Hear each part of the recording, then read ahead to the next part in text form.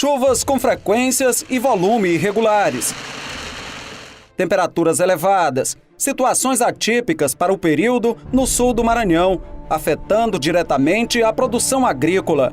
Os produtores rurais foram pegos de surpresa por uma estiagem prolongada iniciada no mês de dezembro, numa das fases mais importantes do desenvolvimento da lavoura, o enchimento dos grãos.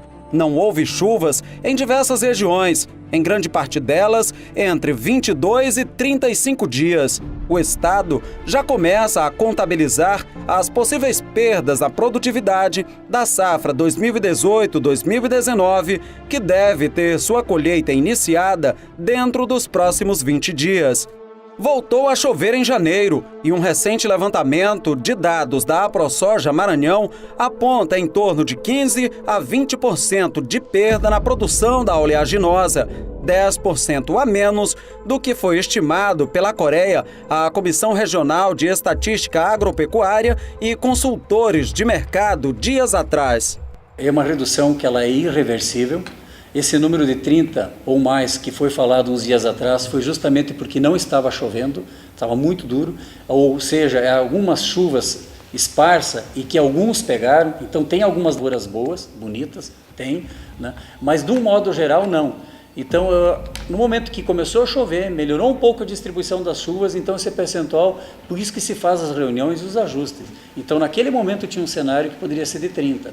Hoje ele está entre 15, talvez 20. Então é uma redução. Nós tivemos uma média ano passado de 52 sacos e aonde nós trabalhamos hoje numa média assim de 43, 44 sacos por hectare.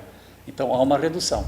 O mercado para a soja no Maranhão sem grandes possibilidades de negociações entre produtores e empresas compradoras. Isso porque muitas empresas estão com medo de que o produtor não consiga cumprir os contratos, e isso tem reflexos diretos em todos os setores da economia. Nós vamos ter uma perda, de novo, no comércio, sem sombra de dúvida. A gente não fez os números justamente porque essa quebra, isso está andando ainda, mas o reflexo é uma diminuição de consumo, uma diminuição na oferta de mão de obra também, ou ela se estendeu um prazo menor.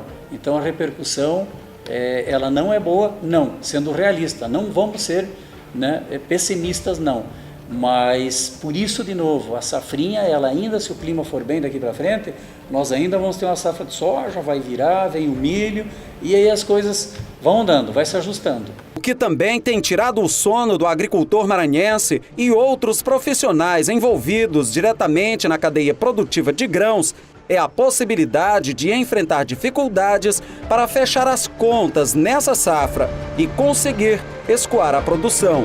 Realmente, talvez seja a pior situação é essa, é a questão das estradas, é a logística. O produtor, realmente, a perspectiva, a expectativa dele, né, e como todos que usam essas estradas, é que deveria estar melhor.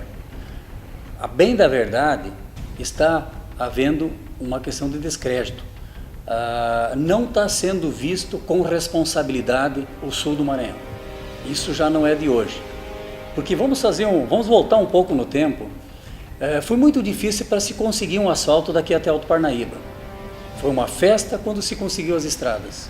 E o que faltou nesses últimos 4, 5 anos? Manutenção. E virou no que virou. Então hoje o grande problema nosso são as estradas, o produtor está sentido, né? O governador se reelegeu, não tem dúvida, mas aí ficou uma lacuna em aberto. Os próprios representantes da nossa região hoje faz falta, porque não é possível, no estado que está hoje, está praticamente intransitável. Se você for trazer a produção da Ilha de Balsas, sair do penitente, como recentemente a gente viu mais uma vez, existe uma associação que cuida da estrada. Tiveram que fazer uma ponte, quer dizer, é o poder público. O que a gente entende dentro da classe política como um todo? Eles são os administradores dos impostos para fazer a coisa rodar. Essa que é a verdade. O governo é uma empresa, a prefeitura é uma empresa, o produtor tem uma empresa, ela tem que ser tratada como qual. Então hoje as estradas, elas estão deixando a desejar. O grande problema de tudo isso, depois que saiu essa tabela de frete, na bem da palavra, ela bagunçou um pouco essas questões todas e não se ajustou mais. Além dos custos que não vão cobrir essa produção e as estradas que estão sem condições de transitar com caminhões, o preço do frete na região subiu mais de 25%. Mesmo assim, os caminhoneiros afirmam que não compensa rodar, porque o valor só cobriria o óleo diesel. Se a tabela for cumprida, compensa. É compensativo, que dá para a gente ter uma margem melhor de lucro. Aqui nem era antigo, não tinha mais de lucro. Nós estávamos trabalhando no vermelho, né? Aí, se ela for cumprida, é muito bom para nós. Você está na estrada constantemente, está vindo de Minas Gerais, trouxe uma carrada de milho, volta seco? Agora eu vou voltar vazio, por causa que eu rodo só na tabela. E aqui não paga tabela, como aqui não paga tabela, eu não carrego. Aí eu não carrego de graça, não. Você disse que não dá carona pro frete, é isso? Eu não dou carona para frete. É velhinho o caminhão? Mas eu não dou carona, eu só rodo na tabela. O depoimento do caminhoneiro Cleiton, que está há 20 anos na profissão, 16 deles viajando para o sul do Maranhão, é uma realidade entre os profissionais do volante que transportam pelo país tudo aquilo que é produzido. Nos estacionamentos dos postos de combustíveis, eles partilham das mesmas dificuldades, desde o preço do frete que não compensa até os prejuízos sofridos na estrada. Cleiton trouxe de Minas Gerais uma carrada de milho, vai levando de volta um prejuízo de R$3.000 com 2 pneus estourados. Estourei um pneu num buraco aqui, ó. E aí, como é que fica? Se eu for rodar em troca de óleo? Você roda grande parte do Brasil. As condições das estradas do sul do Maranhão comparada a outros estados? Aqui não tem estrada, comparado ao resto do país. Só tem buraco aqui. Um perigo. E aqui na saída de balsa, que inclusive ali, ó, quase tomou um caminhão na hora que eu vinha passando agora, ó. Por causa de um buraco aqui. Foi desviado do buraco, quase que ele tomba, saindo. Apesar dos percalços da safra 2018-2019, para alguns, José Gabriel afirma que os representantes do agronegócio brasileiro, base de apoio na campanha eleitoral de Jair Bolsonaro, estão otimistas com o novo governo e seus ministros nomeados para a agricultura e o meio ambiente. Todos estão acreditando. Isso é importante. Não são todos, mas a grande maioria.